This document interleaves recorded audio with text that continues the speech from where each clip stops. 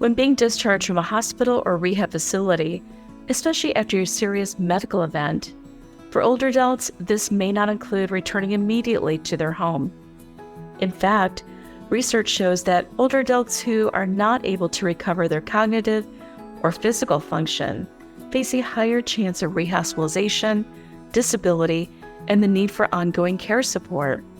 That's why it's important to have early conversations regarding care wishes and knowing the resources that are available to help navigate care options.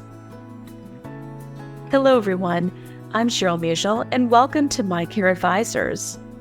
In this episode, when returning home isn't an immediate care option, we are joined by Ron Collier and Dina Baroni.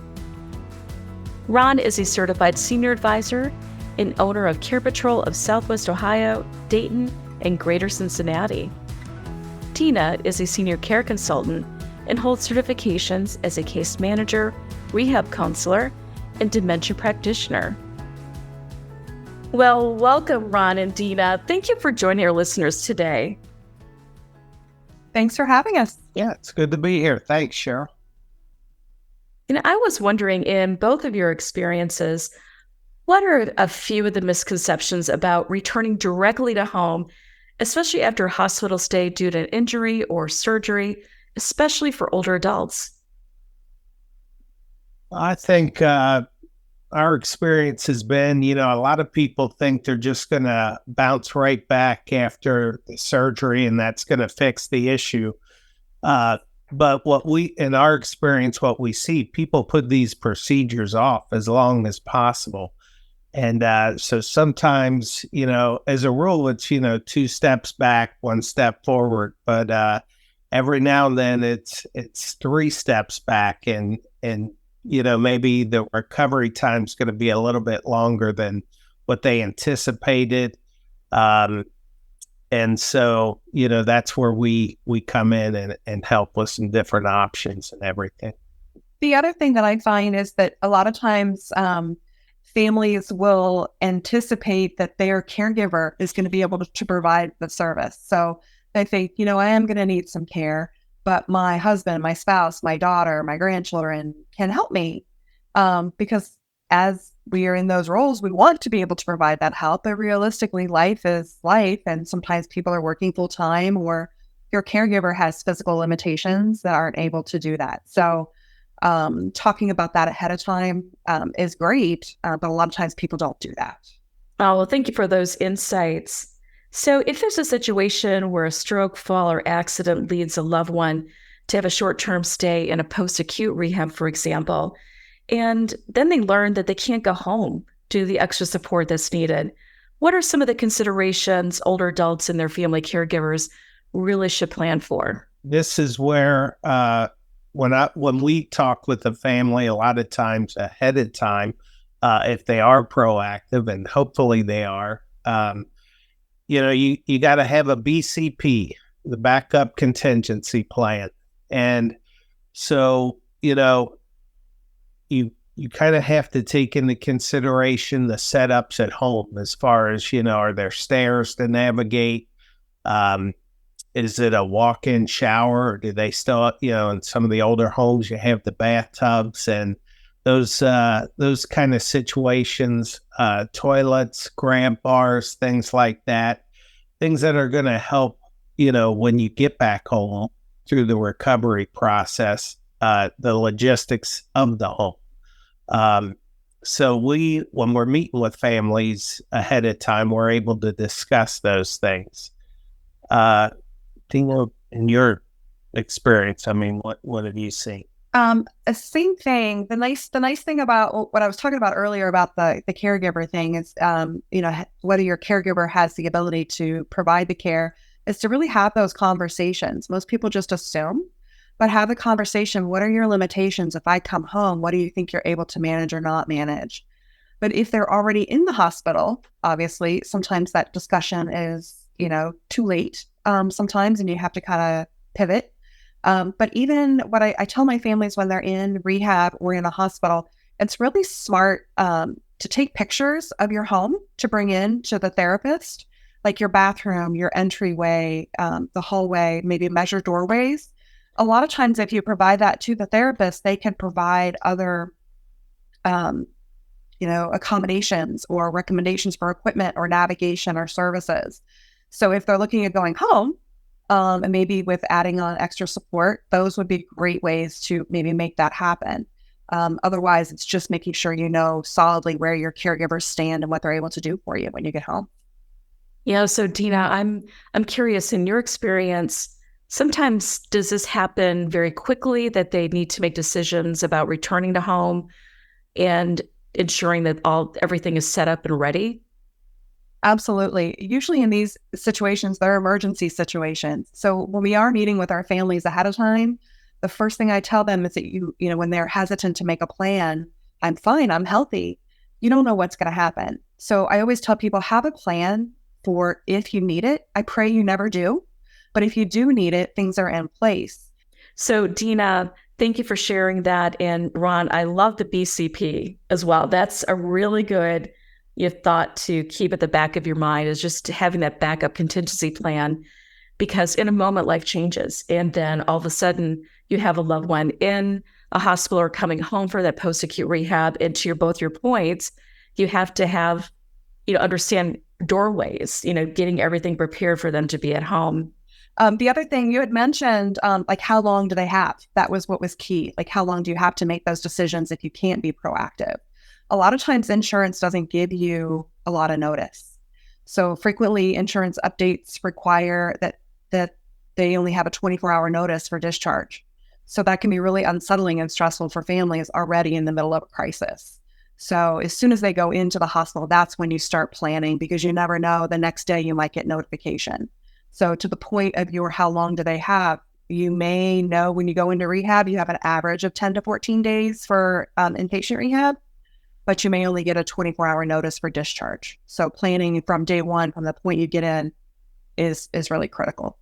So that's a great segue, Dina, from that being prepared to the topic of really what happens from your experiences. And Ron and Dina, I wonder if you could share a client story that comes to mind about the importance of being prepared, knowing that it can happen very quickly, and some of those steps that you helped the families and the individuals you're caring for. How did you help them?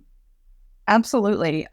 We see it a lot with hospital discharges. Of course, everybody is under stress, but there are a lot of things that have to go and take into consideration. So just to talk to the points that kind of will lead into that story, it's super critical for families, even if they don't think they need it, is to have their advance directives in place.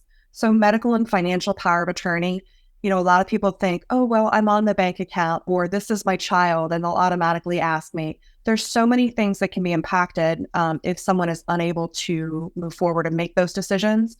So having those documents in place ahead of time is key. When you need them, you need them. When you need them and you don't have them, you're in a big trouble. So, and then trying to reach out to a local or boots on the ground kind of consultant like Care Patrol is going to be key, because you don't know what you don't know until you find out you didn't know it. And by then it's too late and you've made pretty major decisions without advice. You want to make sure that your consultant has relationships with senior communities, and that they also are aware of their clinical capabilities for barrier resolution and troubleshooting with the discharge planner or the caregivers if they're going home, because sometimes it's something as simple as, maybe they have a wound that can't be cared for in an assisted living because of the stage it is. But if you involve hospice, then that community can take them. So there's a lot of things by having somebody that has clinical knowledge that you can kind of troubleshoot and eliminate a need to go to a nursing home, which may not be the best situation mentally or physically for someone. They want to be able to tour quickly when those communities are identified. That's huge, because you are on a time frame. You don't know how much time you have. And then request assessments, even if you're interested in a couple communities, because those assessments are going to help you do that final determination of who's going to be most appropriate, either based on location, physical needs, and then finances. We all want to be fiscally responsible. These people worked hard for their money, and we want to make sure we're making the right choice with all those considerations. If they're going in and they just need 30 days for recovery and they just need a quick respite, having knowledge of who has availability and who offers respites is huge. But if there's a longer term transition, it's really scary for families because they have to set up apartments, right?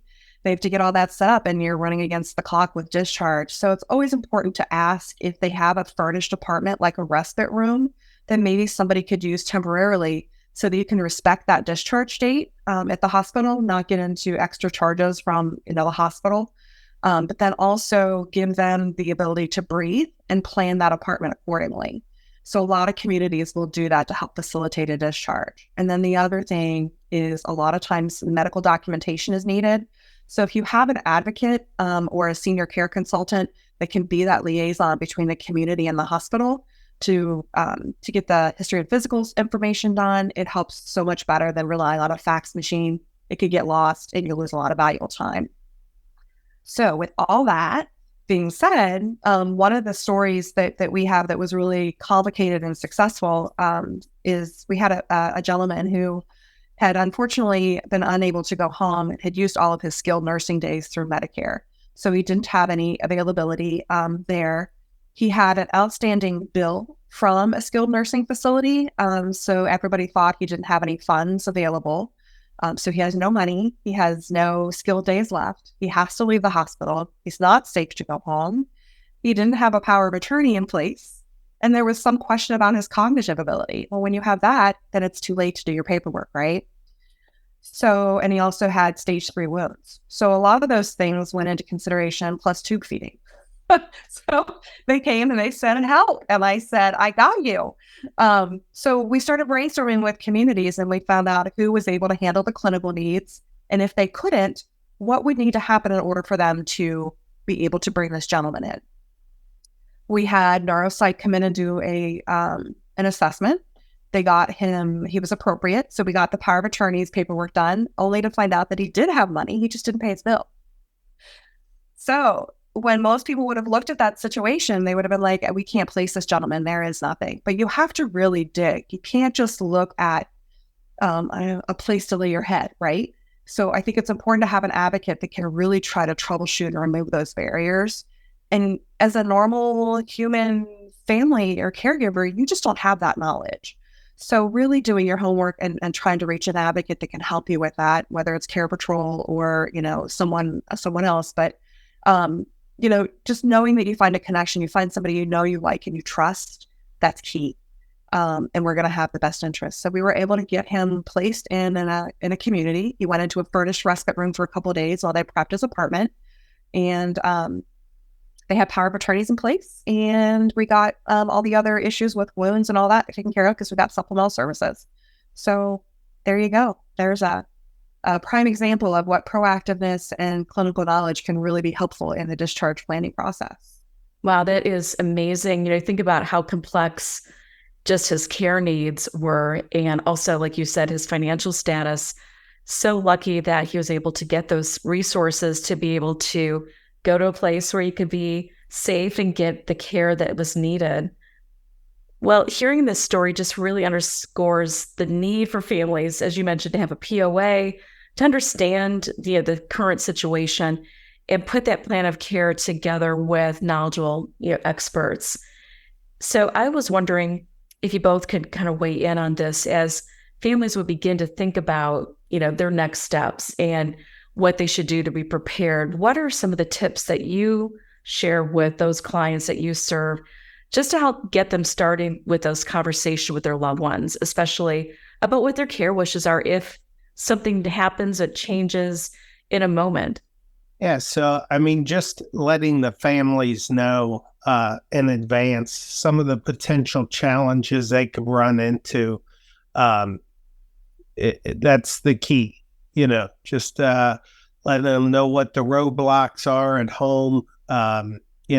Like I said before, the logistics of getting around the house and the challenges that you're going to face, following the procedure. That's huge. But not only that component, but also the outside the home. What are some of the options there as far as resources go that you can pull in and use, whether it be in-home care or in the story that Dina had spoke of, we had to bring in hospice to take care of some of the issues, and those are options that most people it's not even on their radar. So that's where it helps to have an advocate or a local expert to work with to get through those challenges. Especially when we're working with individuals that are impacted by Alzheimer's and dementia, these things are key, right? So we have conversations about, is the individual accepting of their diagnosis, and where do they stand with that? And are the documents in place? Like we talked about with the advanced directives, but that at some point, this is a disease that's not going to get better. And it's a hard conversation to have. And it's harder even for individuals to listen to family members. So it's always nice to have like a neutral mediator, advocate, to have these hard conversations and tell them, at some point, you may not recognize your limitations. And I'm so sorry you're going through this. It's a horrible disease. But let me tell you how you can be proactive and be involved in your decision-making process. Your loved ones want to make sure they're doing the best thing they can for you. And the best way to do that is not to avoid the conversation, but to tell them and have a voice, and you go and you pick your community. You tell them what you want, and really try to dig into that and lean into that support, because at some point you're not going to be able to make those decisions. And we want you to be as involved as possible. This is your life. And we want you to be have as much autonomy as possible in that decision-making, and as much independence as you can have for as long as you can. So a lot of times those conversations are easier coming from someone like a representative from Care Patrol than it is family. And it also lets them know, and the family know, they're not alone in this, that we kind of get where they are, in this process, and we can provide resources to help them through that journey. Yeah, so important to start those conversations. And as you both have mentioned, the care wishes, just to make sure everything is aligned and that people do have choice in determining what their next steps in their care and their setting where they want to live. So I love that. So just to think about any other helpful resources for our listeners so they can access to learn more about being prepared. What are some of your thoughts? There are many, many resources out there. Some of them that we work directly with are see families utilizing the local Council on Aging, or it depends on what part of the country you're in to what that they're called, but the area agencies on aging, they'll have resources. Sometimes they'll have free home care options, Meals on Wheels, and just many other low cost or free services that are resources to these families that can come in, lay eyes on the family members, make sure they're doing all right. And along those same lines, and we kind of alluded to it before, the other resources out there sometimes can be the assisted living communities, hospice. There's legal resources or legal authorities out there that can be great resources as well. And also sometimes we'll work with mobility management type companies, to help make the home more accessible or just easy to navigate, logistically for our seniors and elders. There are also transition specialists that families can work with. A lot of times it's so overwhelming. The families will say, you know what, I can't move until I get this house downsized. But sometimes you're stuck in the weeds when that happens. So a lot of times I'll talk to families to think about maybe considering a transition. Find your place that you feel comfortable. It feels like home. Move in what you want to move in that's most important to you, and then start downsizing. If you start you're never going to get where you need to be timely if you stay in the home while you're downsizing. So there are transition specialists that can help come in and help them, purge, donate, sell. They can pack them, they can move them, they can unpack them. There's so many resources that can help with that heavy burden of downsizing. But also knowing, reaching out to your state services. A lot of times if we know that a family doesn't have long-term care insurance and they have limited funds, we can tell them, maybe, it's different in every state, of course, and area, but Medicaid, a lot of times, some of the nicer communities will allow for a Medicaid waiver. If you are in their community for 2 to 3 years, they will open up that Medicaid waiver to you. So a lot of people think, I'm going to stay home and spend all my money down, and then when I go on Medicaid, I'm going to move. But they lose a lot of really better options for them if they aren't doing their homework ahead of time. So those are some of the things that I would encourage people to look into, is that there might be a time limit where they can get the best services for their, best bang for their buck, so to speak.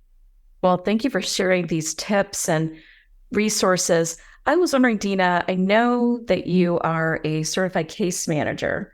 So thinking and springboarding off of what you said earlier about the resources and gaining information, how can the family work with the case managers at either post-acute rehab or hospital? I know you mentioned Care Patrol as a resource. How should they start that conversation? Or is that something will automatically start when they're in that situation, they're getting ready to be transferred or discharged? So I'm going to be honest, because I came from the hospital rehab world. A lot of times now, the case managers, it's more about discharge planning and not necessarily resource provision. So we do case managers in the rehab setting do the best they can to provide resources, but it's so quick in and out that there is no follow-up. That was one of the things that I felt that was lacking from what I felt my mission was, is that I didn't have the time to spend with the families to help provide those services. So my suggestion is to reach out to them and just ask if they have resources, if they have support group information, but then to ask if they know of an advocate, either a senior advocate, or if families are out of state, there are, care coordinators, elder care coordinators that can be the family in state to help navigate and advocate for that family. So I think it's a good starting point, but I think realistically, there may not be a lot that they're going to get from that discharge planner because their focus is on discharge planning and coordination of services. They may get handed a list of resources and then left on their own. So maybe asking who their local placement recommendations are, or Care Patrol's national. So even just going on the Care Patrol website and punching in their zip code, they're going to find an advocate that's close to them. And that's nice because we're boots on the ground and we're in these communities, as opposed to just reaching out to maybe an internet-based company that doesn't have that local resource. Yeah, well, thank you, Dina, for sharing that information. And Ron and Dina, I was wondering, as we come to close for this session, can you share any closing thoughts that you would like to share with our listeners? Well, just that if you're going into that situation, if you have the benefit of knowing in advance that you're going to have a procedure or be in a post-acute setting, talking to local experts is great. You can get some plans and some things in place ahead of time. And like Dina was saying with the case managers, if you can get up, talking to them early, you have a better chance of success and reaching your goals for the next steps.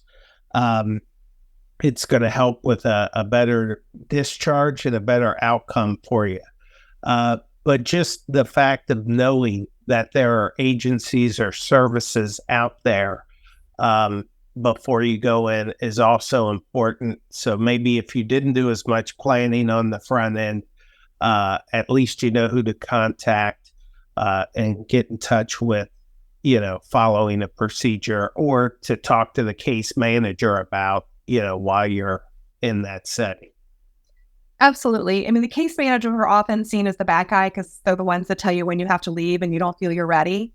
But truly, they really want to make sure that it's successful. And sometimes families will hedge, hem and haw about what they're able to do and wait to the last minute to say that they can't help their loved one at home. So I would really say it's important from day one to be very clear with the case manager about what they're able to be. In order for my loved one to come home, I would need them to be able to do X, Y, Z. And then that allows them plenty of time to focus on those things. It's usually toileting, to be honest. If somebody needs help going to the toilet or needs help with hygiene, that's not something that people can pop in and do, right? Somebody would have to be there all the time. So if that's their main issue, then that allows therapy and case management to work on those barriers to make it successful at discharge. And then also preparing by giving those pictures so they can troubleshoot the home environment. The really quick communication with that discharge planner is going to be key for a success, whatever discipline needs to step in at that time can. Well, thank you, Dina and Ron, for joining our listeners today and sharing some thoughts about when returning home is not an immediate care option. It's been a pleasure. Thank you for your time. Thanks, Cheryl. Listeners, to view resources, show notes, and access more My Care Advisors episodes, visit mycareadvisors.com. You can also subscribe and listen to our podcast on your favorite app. I leave you with this thought. Age is just a number, but gratitude is timeless. Choose to be inspired to live the best life every day. Thank you for listening. We are grateful to be your guide.